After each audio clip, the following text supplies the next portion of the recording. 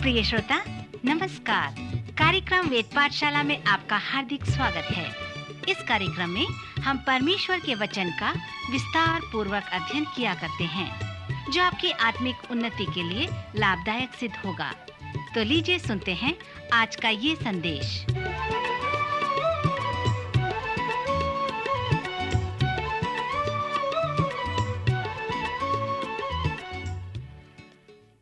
प्रिय श्रोता मित्र, जब परमेश्वर के लोगों के मन को ठेस पहुंच जाती है, तब ये 5 काव्यात्मक पुस्तकें लोगों के मनों को प्रेषित करती हैं। खेदित या ठेस पहुंचने वाले मन के विषय में जब हम सोचते हैं, तब अय्यूब का पुस्तक हमारे सामने आता है।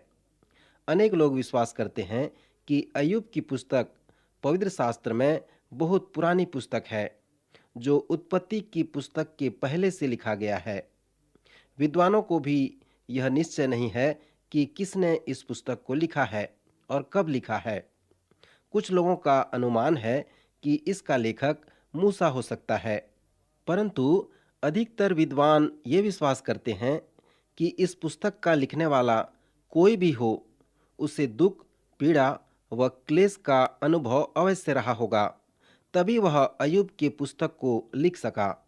अनेक विद्वान तर्क वितर्क करते हैं और कहते हैं कि यह पुस्तक प्राचीन समय में लिखा गया है, क्योंकि वे इसे अय्यूब के उम्र से पता चलता है। लेखक कहते हैं कि अय्यूब दुख व पीड़ा का अनुभव करने के बाद और 140 वर्ष तक जीवित रहा, फिर उसकी मृत्यु हुई। सो इसके द्वारा भी पता चलता है कि अय्यूब की पुस्तक को कुलपति के समय में या प्राचीन के समय में लिखा गया है। मित्र, पवित्र शास्त्र के परिचय के समय हमने सीखा था कि पवित्र शास्त्र के पुस्तकों का लेखक महत्वपूर्ण नहीं है और न ही यह कब लिखा गया है वो महत्वपूर्ण है। जब भी आप पवित्र शास्त्र के अध्याय, पद व पुस्तकों को पढ़ते हैं, तब आप उसके सच्चाइयों को देखें। यूहन्ना रचित सुसमाचार उसके 17 अध्याय 17 पद में प्रभु यीशु मसीह ने पिता को इस प्रकार संबोधित करके प्रार्थना में कहा, तेरा वचन सत्य है। इसका मतलब यह है कि जब आप वचन पढ़ते हैं तो कोई भी बात नहीं कि आप वचन में किस भाग को पढ़ रहे हैं, परंतु मुख्य बात यह है कि आप उस सच्चाई को देखें। यूहन्ना 7:17 में प्रभु यीशु मसीह ने कहा, यदि कोई उसकी इच्छा पर चलना चाहे तो वह इस उपदेश के विषय में जान जाएगा कि वह परमेश्वर की ओर से है या मैं अपनी ओर से कहता हूँ। सो प्रभु यीशु मसीह के अनुसार जो कोई भी परमेश्वर की इच्छा के अनुसार चलेगा, तो वह उसके प्रेरणादायक वचन के विषय में भी जान जाएगा। दूसरे शब्दों में, परमेश्वर की इच्छा अनुसार चलना हमें परमेश्वर के वचन को जानने की ओर अगुवाई करता है। अनेक लोग कहते हैं, जब हम जानेंगे तभी हम करेंगे, परंतु प्रभु यीशु मसीह यहाँ पर वचन में कहते हैं, जब तुम करोगे तब तुम जानने पाओगे। सो मित्र, यही है वो मार्ग जिसके द्वारा हम उसकी इच्छा पर चल सकते हैं। जैसे आप अय्यूब की पुस्तक को पढ़ते हैं तो प्रश्न पूछें कि यह पुस्तक किस सत्य के विषय में सिखाती है, कैसे मैं इस सत्य पर चल सकता हूँ और कैसे मैं उस सत्य को अपने जीवन में लागू कर सकता हूँ। अय्यूब की पुस्तक बाइबल की उन 5 काव्यात्मक पुस्तकों में से प्रथम पुस्तक है। अय्यूब की पुस्तक एक ऐसी सुंदर कविता है जो आज तक और ऐसी कभी नहीं लिखी गई। मित्र, जब आप इस अय्यूब की पुस्तक को पढ़ते हैं तो इस प्रश्न के उत्तर को पाने की प्रतीक्षा करें कि इस पुस्तक में परमेश्वर उन दुखी, पीड़ित व ठेस लगे हुए लोगों के लिए क्या संदेश देता है। आप किसी भी समुदाय के लोग हों, यदि आपके मन टूटा हुआ है और आपको ठेस लगी है, तो आप इस अय्यूब की पुस्तक को पढ़ें और परमेश्वर से पूछें कि हे परमेश्वर, इस पुस्तक में तूने उस खेदित लोगों के लिए क्या कहा है, क्योंकि मैं खेदित हूँ और जानना चाहता हूँ कि मेरे जैसे खेदित लोगों के लिए आपके पास क्या संदेश है। नए नियम के उस छोटे से पद में अय्यूब की पुस्तक एक बड़ा उदाहरण है। प्रभु यीशु मसीह ने अपनी पहाड़ी उपदेश मत्ती के 5वें अध्याय में प्रारंभ किया। इस 5वें अध्याय के 4थे पद में उन्होंने कहा, धन्य हैं वे जो शोक करते हैं, क्योंकि वे शांति पाएंगे। मित्र, नए नियम में आपको शिक्षा मिलेंगे और पुराने नियम में आपको उदाहरण मिलेंगे। अय्यूब की पुस्तक नए नियम की उस छोटी सी पद का उदाहरण है। ये अय्यूब की पुस्तक उन खेदित मन के लोगों के लिए 3 सीढ़ियों को बताता है, जो उन्हें आशीष व शांति के लिए अगुवाई प्रदान करता है। अर्थात जिसे प्रभु यीशु मसीह ने प्रतिज्ञा किया है कि धन्य हैं वे जो शोक करते हैं, वे शांति पाएंगे। पहली सीढ़ी है, अर्थात प्रभु यीशु मसीह की प्रतिज्ञा के अनुसार जो शोक करते हैं वे शांति और आशीष को प्राप्त करेंगे। सो आपका शोक करना आपको उस स्थान तक ले आए जहां आप सही प्रश्न पूछ सको। शायद यह आपके जीवन में पहली बार होता हो, परंतु आपको चाहिए कि आप सही प्रश्न पूछें। जब आप पीड़ित होते हैं, जब आपके मन को ठेस लगती है, तब वहां पर सही प्रश्न भी है और गलत प्रश्न भी है। परंतु परमेश्वर उन खेदित मन वालों से चाहता है कि वे सही प्रश्न पूछें। परमेश्वर जानता है कि जब ऐसे दुख व पीड़ा के समय हम सही प्रश्न पूछते हैं, तब हम परमेश्वर की शांति और आशीष का अनुभव करते हैं। जब अय्यूब के मन को ठेस लगी थी, तब उसने सही प्रश्न पूछा। मित्र, अय्यूब की पुस्तक में आप उन प्रश्नों पर ध्यान करें कि कितने प्रश्न उसने पूछा। अय्यूब ने कई प्रश्न पूछा, परंतु उसने सही प्रश्न पूछा। अय्यूब के प्रश्न की तरह परमेश्वर चाहता है कि वे भी ऐसा प्रश्न करें जिनके मन में ठेस लगी है, जो खेदित हैं व पीड़ित हैं। अय्यूब द्वारा पूछे गए उन प्रश्नों से हम अनेक प्रश्नों पर ध्यान करेंगे, जिसे उसने अपने दुख व पीड़ा के मध्य में पूछा था। फिर प्रभु यीशु मसीह के उसी प्रतिज्ञा के अनुसार कि जो शोक करते हैं वे शांति पाएंगे। अय्यूब की पुस्तक दूसरी सीढ़ी के विषय में इस प्रकार वर्णन करती है कि उस सही प्रश्न का उत्तर परमेश्वर के द्वारा सुने। आपका दुख व पीड़ा आपको उस स्थान तक ले आए जहां आप सही प्रश्न पूछ सको, और तब तक आप उस प्रश्न के उत्तर को परमेश्वर से सुन सको। पवित्र शास्त्र में परमेश्वर सही प्रश्नों का उत्तर देता है। मित्र, जैसे आप अय्यूब की पुस्तक का सर्वेक्षण कर रहे हैं, तो अय्यूब के प्रश्नों को देखें और साथ ही साथ परमेश्वर के उत्तर को देखें। यदि आप इस प्रकार से देखेंगे, तब आप खेदित मन वालों के लिए परमेश्वर के संदेश का वर्णन करने पाएंगे। आपका दुख व पीड़ा आपको उस स्थान तक ले आए जहां आप सही प्रश्न पूछ सको और परमेश्वर द्वारा उन प्रश्नों के उत्तर को सुन सको। तब अगली सीढ़ी प्रकट है कि उस सही प्रश्न का उत्तर जिसे परमेश्वर ने दिया है, उस पर आप विश्वास कर सको। मित्र, यही है वो तीसरी सीढ़ी जिसे अय्यूब की पुस्तक हमें बताती है कि प्रभु यीशु मसीह के उस प्रतिज्ञा के अनुसार जब हम शोक करते हैं, तब हम उसकी शांति व आशीष का अनुभव कर सकें। सो यदि आप परमेश्वर के उस उत्तर पर विश्वास करते हैं, तो मैं विश्वास करता हूं कि आप परमेश्वर की शांति व आशीष का अनुभव अवश्य करेंगे। सो जब भी आप शोक करते हैं, दुखी व पीड़ित होते हैं, तब परमेश्वर से पूछें, उसकी सुने व उस पर विश्वास करें। सबोपदेशक पुस्तक के 7वें अध्याय और दूसरे पद में जो वचन लिखा है, वह दूसरे आशीष वचन से मिलता जुलता है, जहां पर इस प्रकार लिखा है, जेवनार के घर जाने से सोखी के घर जाना उत्तम है।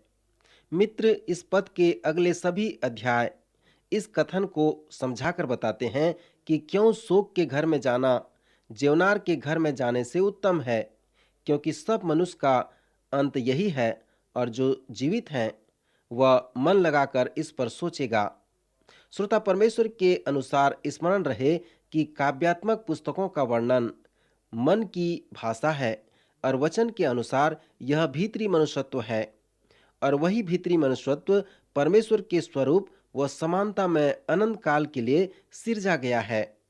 आपके संपूर्ण जीवन काल में परमेश्वर आपको सही आकार में बनाता है, बढ़ाता है और आपके भीतरी मनुष्यत्व में एक उन्नति करवाता है और आपके भीतरी मनुष्यत्व को अनंत राज्य के लिए तैयार करता है।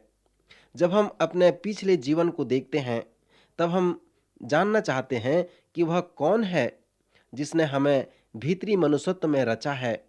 वह कौन सा अनुभव है जो हमें परमेश्वर की निकटता में ले आता है और हमें उस अनंत राज्य के लिए तैयार करता है, ताकि हमारा भीतरी मनुष्यत्व अनंत काल तक परमेश्वर के साथ बना रह सके।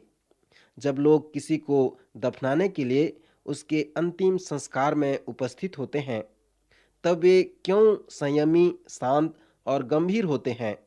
यह इसलिए कि एक दिन ऐसा हमारे साथ भी होगा। एक दिन हमें भी मृत्यु में होकर जाना पड़ेगा, परंतु हम इसके विषय में अधिक नहीं सोचते।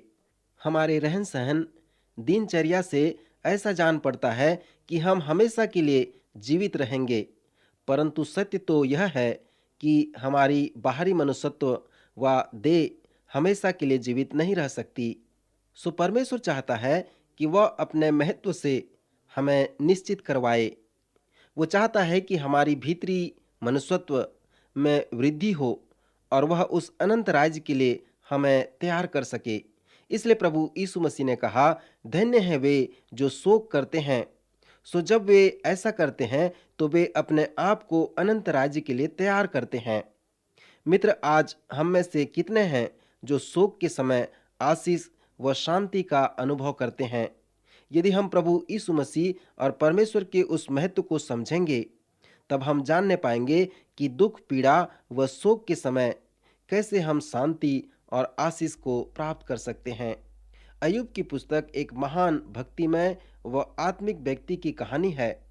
परमेश्वर ने इस महान आत्मिक व्यक्ति के जीवन में ये अनुमति दिया कि वह उन दुखों में होकर चले, और जब यह व्यक्ति इस परिस्थिति में होकर चला तो और भी अधिक अच्छा आत्मिक व्यक्ति बन सका। उन साधनों का उपयोग किया जिससे वह और भी अधिक अच्छा व्यक्ति बन सका। परंतु शैतान ने विरोध करते हुए कहा कि क्या अय्यूब बिना लाभ के तेरा भय मानता है? तू उसे बहुतायत से आशीष दी है, इसलिए वह तेरा भय मानता है, परंतु अब अपना हाथ बढ़ाकर जो कुछ उसका है उसे छू, तब वह तेरे मुंह पर तेरी निंदा करेगा। फिर परमेश्वर ने शैतान को अनुमति दे दी कि वह सब जो अय्यूब के पास में है तेरे हाथ में है। फिर हमने देखा था कि अय्यूब वो सब कुछ जो उसके पास था उसे खो दिया, और साथ ही साथ वह अपने 10 बच्चों को भी खो दिया था। इसके बाद एक दिन अय्यूब के बेटे बेटियां उसके बड़े भाई के घर में खाते व दाख मधु पी रहे थे। तब एक दूत आकर कहने लगा, हम तो बैलों से हल जोत रहे थे और गधियां उनके पास चर रही थी कि सब्बा के लोग धावा करके उनको ले गए और तलवार से तेरे सेवकों को मार डाला, और मैं ही अकेला बचकर तुझे समाचार देने को आया हूँ। वह अभी यह कह ही रहा था कि दूसरा भी आकर कहने लगा कि परमेश्वर की आग आकाश से गिरी और उससे भेड़ बकरियां और सेवक जलकर भस्म हो गए, और मैं ही अकेला बचकर तुझे समाचार देने को आया हूँ। और वह अभी यह कह ही रहा था कि एक और ने आकर कहा कि कसदी लोग 3 गोल बांधकर ऊंटों पर धावा करके उन्हें ले गए और तलवार से तेरे सेवकों को मार डाला, और मैं ही अकेला बचकर तुझे समाचार देने आया हूँ। वह अभी यह कह ही रहा था कि एक और दूत आकर कहने लगा कि तेरे बेटे बेटियां बड़े भाई के घर में खाते व दाख मधु पीते थे कि जंगल की ओर से बड़ी प्रचंड वायु चली और घर के चारों कोनों को ऐसा झोंका कि वह जवानों पर गिर पड़ा और वे मर गए, और मैं ही अकेला बचकर तुझे समाचार देने को आया हूँ। तब अय्यूब उठा और बागा फाड़ सिर मुड़ाकर भूमि पर गिरा और परमेश्वर को दंडवत करके कहा, मैं अपनी माँ के पेट से नंगा निकला और वहीं नंगा लौट जाऊंगा। यहोवा ने दिया, यहोवा ने लिया, यहोवा का नाम धन्य हो। मित्र, इन सब बातों में भी अय्यूब ने न तो पाप किया और न परमेश्वर पर मूर्खता से दोष लगाया। किसी ने कहा है कि इस संसार में हम अपनी मुट्ठी को बंद करके आते हैं और इस संसार से अपनी मुट्ठी खोल कर चले जाते हैं, अर्थात कुछ भी लेकर नहीं जा सकते। मित्र, जब यह पर अय्यूब की परीक्षा हुई तब अय्यूब ने कहा, जब मैं इस संसार में आया तो मेरा हाथ खुला हुआ था, और अब तक जो कुछ भी मेरे हाथ में था उसे परमेश्वर ने मुझे मेरे हाथों में दिया था। परंतु मेरे हाथ में रहते हुए भी वो सब उसी का था। उसे अधिकार था कि वह किसी भी समय उसे ले सकता था, क्योंकि वो मेरा नहीं वरन उसी का था। परमेश्वर मेरे सभी बच्चों को ले लिया और उन सभी वस्तुओं को ले लिया जिसे उसने दिया था। उसने दिया, उसने लिया, उसका नाम धन्य हो। श्रोता मित्र, अय्यूब इस प्रकार कहकर उसने परमेश्वर की आराधना की और उस परीक्षा से विजय प्राप्त किया। जब हम अय्यूब के इस बड़ी घटना पर विचार करते हैं तो पीछे हमने देखा था कि यह परमेश्वर का कार्य नहीं था, वो सभी शैतान के कार्य थे। आकाश से उस आग के पीछे सभा के लोगों ने जो उन पर धावा बोलकर उनके पीछे हुआ, कसदी के लोगों के पीछे और उस प्रचंड वायु के पीछे शैतान का ही हाथ था। अय्यूब की पुस्तक उन आंतरिक बातों को बताती है कि ये सभी जो कार्य हुए थे परमेश्वर के कार्य नहीं थे। अय्यूब पहली परीक्षा में अच्छी तरह से सफल हो गया। इसके पश्चात फिर हम देखते हैं कि अय्यूब के विषय में परमेश्वर और शैतान की फिर से वार्तालाप होती है। परमेश्वर शैतान से कहता है, अब तू मेरे दास अय्यूब के विषय में क्या सोचता है? यद्यपि तूने मुझे उसको बिना कारण सत्यानाश करने को उभारा, तो भी वह अब तक अपनी खराई में बना है। शैतान ने परमेश्वर को उत्तर दिया, खाल के बदले खाल, परंतु प्राण के बदले मनुष्य अपना सब कुछ देता है। सो केवल अपना हाथ बढ़ाकर उसकी हड्डियां और मांस छू, तब वह तेरे मुंह पर तेरी निंदा करेगा।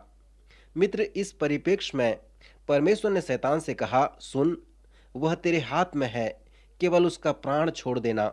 सो परमेश्वर ने शैतान को अनुमति दी कि वह अय्यूब को पीड़ित करे, उसे सताए। फिर हम देखते हैं कि शैतान यहोवा के सामने से निकला और अय्यूब को पांव के तलवे से लेकर सिर की चोटी तक बड़े बड़े फोड़ों से पीड़ित किया। तब अय्यूब खुजलाने के लिए एक ठीकरा लेकर राख पर बैठ गया। उसकी स्त्री उससे कहने लगी, क्या तू अब भी अपनी खराई पर बना है? परमेश्वर की निंदा कर और चाहे मर जाए तो मर जा। तब अय्यूब अपनी पत्नी की ओर मुड़कर उसे एक प्रश्न पूछा। यह प्रश्न, जिसे मैं विश्वास करता हूं कि यह अय्यूब की संपूर्ण पुस्तक का संदेश है। अय्यूब ने अपनी पत्नी से पूछा, क्या हम जो परमेश्वर के हाथ से सुख लेते हैं दुख न लें? अय्यूब के प्रश्न का सारांश यह था कि क्या एक अच्छा व्यक्ति परमेश्वर से अच्छी वस्तुएं ही प्राप्त करता रहे क्योंकि वह अच्छा व्यक्ति है। सो इस प्रकार का प्रश्न अय्यूब की पुस्तक में बहुत कुछ पूछा गया है। फिर अय्यूब के 3 मित्रों को जब उसके इस विपत्ति का पता चला, तब वे आपस में यह ठानकर कि हम अय्यूब के पास जाकर उसके संग विलाप करेंगे और उसको शांति देंगे। जब वे उसके पास गए तो उसे वे पहचान न सके और रोने लगे। वे अय्यूब के दुख, विपत्ति व बड़े पीड़ा को देखकर बहुत दुखी हुए। तब वे 7 दिन और 7 रात उसके संग भूमि पर बैठे रहे और उसके इस बड़े दुख को देखकर उन्होंने उससे एक भी बात न कही। अंत में अय्यूब ने अपने मित्रों से कहा कि उनका वहां शांत रहना उसके लिए बड़ी शांति का कारण था। उसके बाद जब 7 दिन और 7 रात बीत गया, तब अय्यूब उस रात और उस दिन को धिक्कारने लगा जिस रात वह गर्भ में रहा और जिस दिन वह उत्पन्न हुआ। परंतु उसने न तो परमेश्वर की और न ही शैतान की निंदा की। अय्यूब के इन कथनों के बाद उसका एक मित्र जिसका नाम एलीपस था, उस कथन का प्रत्युत्तर दिया। तब अय्यूब ने उसके उस कथन का खंडन किया। फिर उसके दूसरे मित्र जिसका नाम सोपर था, उसने भी कुछ कहा, पर उसके कथनों का भी उसने खंडन किया। तब उसका तीसरा मित्र जिसका नाम बिलदद था, उसने भी उससे कुछ कहा और अय्यूब ने उसका भी खंडन किया। उन तीनों ने बड़े प्रवचन दिए जो अय्यूब की पुस्तक के बड़े भाग में हैं। अय्यूब के मित्र अय्यूब की तरह वृद्ध और बुद्धिमान व्यक्ति थे। साथ ही साथ वे आत्मिक, धार्मिक और अनुभवी लोग थे। उन्होंने उसके दुख के लिए बहुत कुछ बताया। इस पुस्तक के अंत में एलीपज, बिलदद और सोपर के प्रवचन के विषय में परमेश्वर ने कुछ कहा है। परमेश्वर ने अय्यूब के मित्रों से कहा, तुम दो बातों में गलत हो, अर्थात तुमने जो मेरे विषय में कही है और मेरे दास अय्यूब के विषय में कही है वो गलत है। सो जैसे आप इन तीन लोगों के प्रवचनों को पढ़ते हैं तो इस समझ के साथ पढ़ें कि वे परमेश्वर और अय्यूब के विषय में गलत थे। संपूर्ण पवित्र शास्त्र परमेश्वर की प्रेरणा से रचा गया है, परंतु यहाँ पर वो बात सत्य नहीं है। शैतान जो बोलता है वो हमेशा झूठ बोलता है। शैतान कभी सच्चाई में नहीं चलता। उसने कहा, जब तुम इस फल को खाओगे तब नहीं मरोगे, परंतु वे मर गए। पवित्र शास्त्र में शैतान का यह कथन प्रेरित है, परंतु वह कथन सत्य नहीं है। यहाँ पर अय्यूब की पुस्तक में अय्यूब के तीन मित्र हैं जो उसे प्रवचन दे रहे हैं, परंतु परमेश्वर ने उनसे कहा कि वे गलत हैं। जब आप उनके प्रवचनों को पढ़ते हैं तब आप उनके कथनों को लेकर उसे अपने जीवन में लागू न करें। यद्यपि वह पद प्रेरित वचन है, परंतु उसमें सत्य नहीं है। फिर अय्यूब की पुस्तक के अंत में परमेश्वर अय्यूब की प्रशंसा करता है। उसने अपने मित्रों से अधिक प्रवचन दिया और परमेश्वर ने उसे कहा, जब अय्यूब मेरे विषय में कह रहा था तब वह सही था। इसलिए जब अय्यूब परमेश्वर के वचन में बातें करता है तो आप उस पर विश्वास करें, क्योंकि परमेश्वर ने कहा यह सत्य है। मेरे श्रोता मित्र, जैसे हम इस पुस्तक के महत्वपूर्ण भाग में आते हैं जिसे मैं बांटना या प्रचार करना कहता हूँ, तो आप इस परिप्रेक्ष्य में इस पुस्तक के महत्व को देखें। यह प्रवचन का भाग इस पुस्तक में एक बड़ा भाग है और जब लोग इस भाग को पढ़ते हैं तब वे निराश हो जाते हैं। अय्यूब के तीनों मित्र गहराई में चले जाते हैं, लंबे समय तक बने रहते हैं और खाली हाथ वापस आते हैं। इसलिए प्रायः लोग जब इस पुस्तक को पढ़ते हैं तो वे निराश हो जाते हैं। अय्यूब के प्रवचन में बने रहें और एलीहू के प्रवचन को सावधानी पूर्वक देखें। एलीहू का प्रवचन एक तीसरे नाटक को आरंभ करता है। इस तीसरे कार्य को मैं इस प्रकार निष्कर्ष करके कहता हूँ, क्योंकि इसमें जो दुविधा है वह अय्यूब के द्वारा हल होता है। फिर उसके मित्र एलीहू जो सूचित करता है वह तीसरे कार्य में आता है। जैसे आप इन तीनों भाग को इस नाटक के साथ अध्ययन करते हैं जिसे हम अय्यूब की पुस्तक कहते हैं, तो स्मरण करें कि आप परमेश्वर के संदेश को संसार के खेदित, पीड़ित व शोकित मन वाले लोगों के लिए देख रहे हैं। सो यदि आपके जीवन में दुख है, यदि आपको ठेस लगी है, तो इस पुस्तक को आप अवश्य पढ़ें, क्योंकि परमेश्वर ने इसलिए इस पुस्तक को दिया है। मेरे मित्र, आज हमने देखा कि अय्यूब एक खरा व परमेश्वर का भय मानने वाला व्यक्ति था। वो परमेश्वर के वचन को पालन करता था, परमेश्वर के संग चलने वाला व्यक्ति था। यद्यपि उसके जीवन में दुख, संकट व क्लेश आए, पर वह अपने परमेश्वर को नहीं छोड़ा, उसे नहीं त्यागा। वो कहने लगा कि क्या जिस परमेश्वर से हम सुख लेते हैं, क्या हम उससे दुख न लें? देखिए मेरे मित्र, किस प्रकार से अय्यूब परमेश्वर के प्रति कहता है। वो अपना प्रेम प्रकट करता है, वो उसमें लिपटा रहा, परमेश्वर के प्रेम में बने रहा। यदि आप परमेश्वर के प्रेम में बने रहना चाहते हैं, यदि आपके जीवन में भी दुख और क्लेश आते हैं, इसी प्रकार आप अपने जीवन को परमेश्वर के प्रेम में बनाए रखें। प्रभु आपको आशीष देगा, आपकी सहायता करेगा। आइए हम प्रार्थना करें। हमारे प्यारे प्रभु, हम आपका धन्यवाद करते हैं आज के इस सुंदर वचन के लिए। हम प्रार्थना करते हैं हमारे सभी श्रोताओं को प्रभु आप आशीष दें, आप उन्हें बुद्धि और ज्ञान दें। प्रभु यीशु मसीह के नाम से प्रार्थना मांगते हैं, आमीन।